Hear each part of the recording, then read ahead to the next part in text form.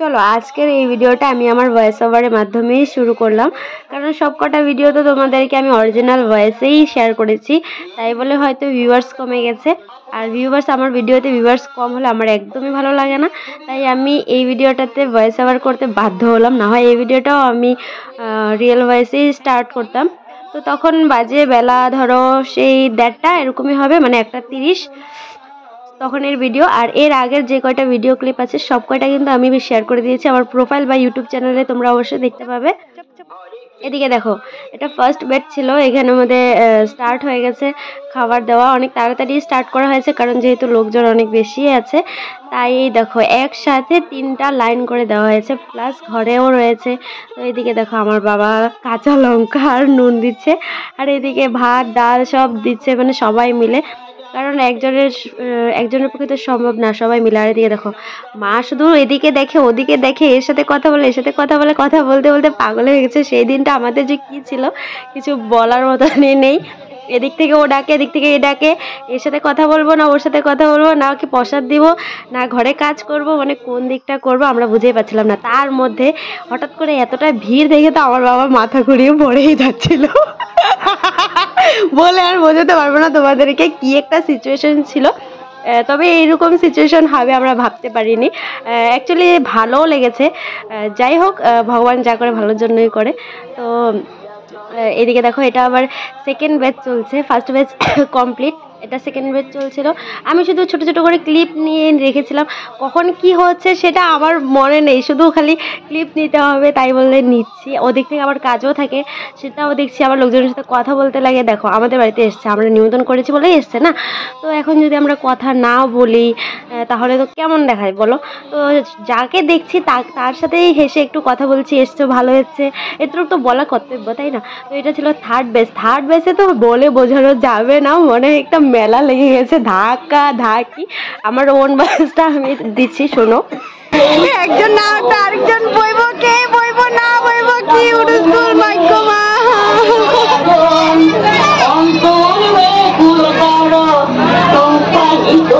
সব থেকে ভয়ানক ছিল এই মুহূর্তটা।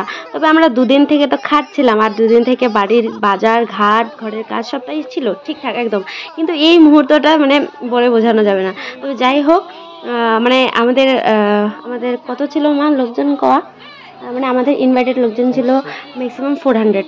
আর মানে আমাদের মাইক লাগানো হয়েছিল, তো এই পাশে ও পাশে 2টো মাইক লাগানো হয়েছিল, তাই বলে ভাই রে ভাই এক্সট্রা লোকজন এসছে আরও ধরো 150 থেকে 200। তো তাই বলেই এতটা ভিড় হয়ে গেছে। আর ভাগ্যটা ভালো আমাদের যে আমরা আমাদের পাশের বাড়িতে যে বদিরা রয়েছে ওদের উঠানটাও আমাদের প্যান্ডেল করা হয়েছিল, তোমরা আগের ভিডিওগুলো দেখলে অবশ্যই বুঝতে পারবে। তো 2টো উঠানে প্যান্ডেল করা হয়েছিল, তাই বলে আমরা বেঁচে গেছি। আর আমাদের রুমগুলোতে অনেক জায়গা ছিল। আর এদিকে দেখো 1 সেকেন্ডের জন্য আমরা ভেবেছিলাম যে আজকে বোধহয় আমাদের প্রসাদ শেষ হয়ে গেছে, আর কিচ্ছু দিতে পারবো না, লোকজনকে না খেয়ে যেতে হবে, একদম লজ্জার মুহূর্তে পড়ে যাব। তার জন্য মা দাদা তাড়াতাড়ি করে একটু মানে সব ধরনের তরকারি আর ভাত নিয়ে মিক্স করে সবাইকে হাতে হাতে দিয়ে দিচ্ছিল, যারা মানে ঘরের জন্য নিয়ে যাচ্ছে ওদের জন্য এটা। তার এইদিকে দেখো সব বালতিগুলো খালি, আর তখন আমাদের ঘরের কাউর খাওয়া হয়নি। ম্যাক্সিমাম আমরা খাওয়ার লোকজন ছিলাম আরও 20 থেকে 25 জন, তার মধ্যে তো কন্টিনিউ দাদার কাস্টমার ওরা আসছে, তারপর আশেপাশের লোকজন, বাজারের লোকজন যারা দেরি করে আসার ওরা আসছে, একজনের পর একজন আসছে। এদিকে খাবার দেখাচ্ছে যে বালতিগুলো খালি, অথচ কিন্তু সব খাবার রয়েছে। ওইদিকে বৈষ্ণব দিদা ওরা অলরেডি পার্সোনালি রেখে দিয়েছে, জানে আমাদের বাড়িতে এত লোকজন হবে, কারণ 2টো মাইক লাগানো হয়েছে, তাই বলে স্টকে ওটা রেখে দিয়েছে। ভাগ্যটা ভালো, না হয়তো কি লজ্জাটা পড়তাম। আর সেই কথাটা ভেবেই আমার বাবার মাথা ঘুরিয়ে পড়ে গেছিল, আবারও বলে দিলাম। তো এখানে দেখো তখন বাজছিল বেলা ধরো 4:30 থেকে 4:45, সন্ধ্যাও দিয়ে দিয়েছি, ধূপধুনা তোমরা তো দেখতেই পেলে, ধূপধুনা দেওয়া শেষ। তারপর আমার মনে পড়ে রয়েছে ও আমি তো এখনো ভাত খাইনি। তো তাড়াতাড়ি করে আমি যে কটা সবজি ছিল সব কটা একটু করে নিয়েছি, এত বেলা করে আর কি খাওয়া যায় বলো। তো শুধু টেস্ট দেখার জন্য বসছিলাম। দিদি বিয়ের সময় এরকম হয়েছে, ওই দৌড়াদৌড়ি করতে করতে আর খেতেই ভুলে গেছিলাম, তাই বলে ভাবলাম যে না এইবারের আমি আর মিস করবো না, তাড়াতাড়ি যাই, এই সন্ধ্যা তো হয়ে গেছে, আর কিছুক্ষণ মধ্যে কীর্তনও শেষ হবে, তাই তাড়াতাড়ি করে যেগুলো খাবার ছিল সব একটু করে নিয়ে নিলাম। আর আমার বড় পিসিকে বললাম ধরো তো মোবাইলটা ধরো, আমাকে একটু ভিডিও করে দাও। তো আমার বড় পিসি কীরকম ভিডিও করলো জানি না, আমি যাই করেছে তা ওটাই অনেক বেশি। থ্যাংক ইউ সো মাচ পিসিকে। এদিকে দেখো, তো আমি পনির সবজিটা নিয়ে সবকটা নিয়ে বসে পড়েছি খাওয়ার জন্য। আর এদিকে দেখো সন্ধ্যা গড়িয়ে গেছে, তখনও খাচ্ছে। আমার সাথে রয়েছে এই আমাদের পাড়ারই একটা পিসিটা খুব ভালো জানো তো। তো এই দেখো সব কটা মিলে আমরা খিচুড়ি সব একসাথে নিয়ে নমস্কার করে খেতে বসে গেছি। এদিকে দেখো আমার মা বাবা কিন্তু এখনও খায়নি, কেউই খায়নি, মানে বাড়ির লোকজন এখনও কেউ খায়নি। তো এখানে দাঁড়িয়েছে, দাঁড়িয়ে ভাবছে যে খাবে কি খাবে না। তারপর গোসাই দাদু বলছে যে তোদের এখানে কিছু কাজ আছে আয়, মানে এখানে আমার ঠাকুমা দাদু ওদের জন্য এখানে ভোগ লাগাবে, তারপরে তো মা বাবা খাবে। তো এখানে দেখো ঠাকুর ঘর ঠাকুমা দাদু তো মারা গেছে, ওরা তো নেই, আর ওদের জন্য ঠাকুর ঘরে এক সাইড দিয়ে বাটা দিয়ে মানে আগে ওদেরকে খাবার দেওয়া হচ্ছে সেই সন্ধ্যাবেলায়। আর এখানে আমরা তারপর আর কি মা বাবারা খাবে। আর এদিকে আমরা তো খেতে বসেই গেছি। আর কিছুক্ষণ কীর্তনও শেষ হয়ে যাবে, সন্ধ্যাবাতিও শেষ। হ্যাঁ, মনের মধ্যে যতটা আনন্দ ছিল ততটাই মানে এখন দুঃখ ভাব। আর এদিকে দেখো একটা বিড়াল কোথায় যেন এসে গেছে, বললাম না যে মা ঠাকুমা দাদুরকে প্রসাদ দিচ্ছে। তো এই বিড়ালটাকে আমরা কোনো দিনই দেখিনি, হঠাৎ করে দেখি কোথেকে বিড়ালটা দুদিন থেকে আমাদের বাড়ির আশেপাশে ঘুরছে, কিন্তু কিছু খায় না, কিছু খাবার দিলে খায় না, শুধু ঘুরে আর ঘুরে। আর কি সুন্দর মন দিয়ে বসে ভাগবত পাঠ শুনছে পুরো সারাদিন, কোথাও যায় না। তারপর আমি তো ওই আমার বাল্যভোগের ভিডিওটা দেখলে তোমরা দেখতে পাবে, বাল্যভোগের প্রসাদ দিয়েছিলাম, খাইনি, কিন্তু সন্ধ্যাবেলা এসে না চরনামিট্টু খাচ্ছিল। আর আমি বলছি এটা তো আমার দাদু এসেছে, কারণ আমার দাদু না ভাগবত পাঠ পড়তে আর শুনতে অনেক বেশি ভালোবাসতো। আর দেখো কি সুন্দর আমার কোলে বসে আছে, কি সুন্দর আদু লাগছে। যাই হোক, সবটা খুব সুন্দরভাবে শেষ হলো। আমরা খুব টেনশনে ছিলাম যে কেমন হবে কি হবে না হবে। ভগবান আশীর্বাদে প্রসাদগুলো আমাদের পুরো ঠিকঠাক হলো। তারপরেও রাতেও আমরা অনেকজন খেয়েছি, তারপর দিন সকালবেলাও ছিল। যাই হোক, সবটাই অনেক সুন্দর করে হয়েছে। তিন পদভূমি মাগিতেন তাই জ্ঞান স্বর্গমত্ত ত্রিভুবন আবরিয়া দেখান। আশ্চর্য হইয়া বলি হেরে নবাবর প্রভা বল হেরিরাজ। জয় রাধে গোবিন্দ, জয় রাধে গোবিন্দ,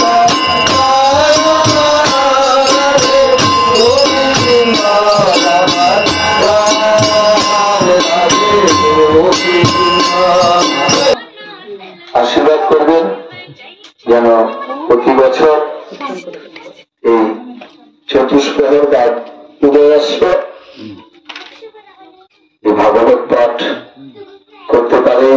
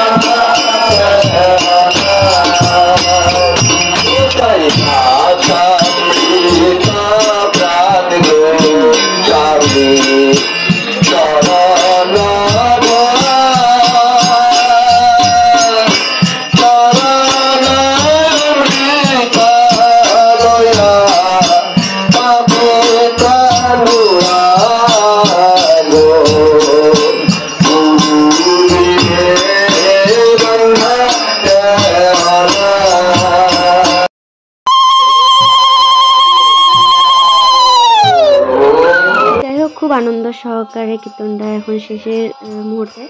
আর এখানে দেখো বাইরে আমি আর দিদি দাঁড়িয়ে আছি, তো আমার তো খুবই আনন্দ হচ্ছিল। তারপর আমি এক পাকে এসে দেখি না অনেকগুলো তো গেঁদা ফুলের মালা ছিল, সবার হাতে হাতে দিলে না হয় সবাই নাচ করলে আরও বেশি ভালো লাগবে, তো এক এক করে সবার হাতে ঝুলিয়ে দিলাম। যাই হোক, অনেক দিনের আশা পূর্ণ হলো। দেখো একসাথে অনেকগুলো কাজ ছিল আমাদের বাড়িতে, তাই একসাথে সুন্দর করে একটা আয়োজন করা হয়েছিল। আর সব থেকে বড়ো কথা হলো আমার তারা মনে ইচ্ছা ছিল যে একটা অনেক বড় করে গোষ্ঠ সভা করবে, তার মনের আশাটা পূর্ণ হতে চলছে। যাই হোক, আমি তো মানে সকাল থেকে ভাবছিলাম যে মনের আশা পূর্ণ হতে চলছে, কিন্তু সবাই বলছে যে না, যতক্ষণ কাজটা সমাপ্ত হবে না ততক্ষণ হবে না। তো কাজটা এই যে সমাপ্তের একদম পথেই নিয়ে চলে এসছে। আর এদিকে দেখো আমি পিছন দিয়ে দাঁড়িয়ে দাঁড়িয়ে নৃত্য করছিলাম, তো দাদু আমাকে নিয়ে কী সুন্দর মাঝখানটায় নৃত্য করাচ্ছে। আর এদিকে আমার মা বলে, এই তুই নাচিস না রে, নাচিস না, কে কী বলবে না বলবে। তারপরে আমি লজ্জা পেয়ে সামনে থেকে সরে গেলাম। আর এদিকে দেখো সবাই কী সুন্দর আনন্দ করছে। আর মানে এইসব দেখে তো মনটা আরও জুড়ে গেছে। আর অ্যাজ এ মেমোরিজ হিসাবে আমি পুরো সারা জীবনের জন্য তুলে ধরে রেখেছি সবটাই। জানি না আর কবে হবে এরকম আমাদের বাড়িতে, তবে আশা রাখবো যেন আবারও হয়। আর এদিকে দেখো মানে একদম মনটা ছুঁয়ে গেছে। ও গোসাই দাদুও কি সুন্দর নৃত্য করছে, দেখো না মা। আর এদিকে দেখো আমার বাবা তো ঝুড়ি বাজিয়ে ফাটিয়ে দিচ্ছে ভাই ঘর। ওই দেখো কি সুন্দর, কি সুন্দর ঝুড়ি বাজিয়ে।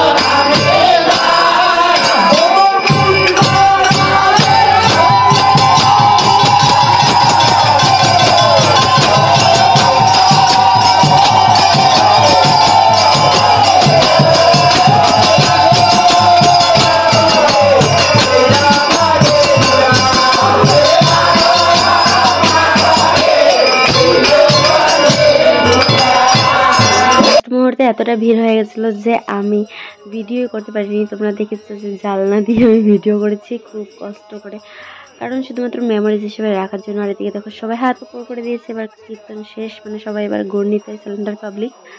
যাই হোক এদিকে দেখো মানে খুব খুব খুব মানে দুঃখিত আমরা তখন, মানে আমাদের খুব দুঃখ লাগছিলো যে হ্যাঁ ফাইনালি কমপ্লিট। একদিকে খুশি একদিকে দুঃখ, দুটোই একসাথে মিক্স করে। তখন বাজছিল প্রায় 8টা থেকে 8:30 টাইম হয়ে গেছে। সেই সকাল ভোর 5টায় কীর্তন নিয়েছিল, আর তখন সন্ধ্যা 8টা থেকে 8:30 টাইম। তো কীর্তন শেষ হয়ে যাওয়ার পরেও কারো মন ভরেনি যে আরও একটু হোক, তা আবারও কীর্তন হচ্ছে দেখো।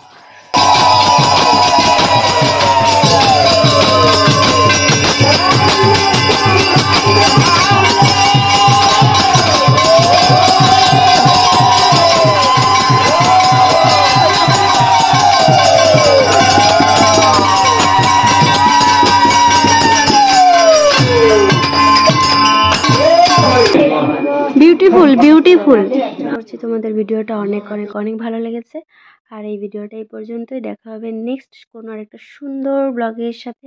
ততক্ষণের জন্য সবাইকে টাটা বাই বাই, সবাই ভালো থেকো সুস্থ থাকো। আর ভিডিওটা লাইক কমেন্ট শেয়ার সাবস্ক্রাইব করে দিও।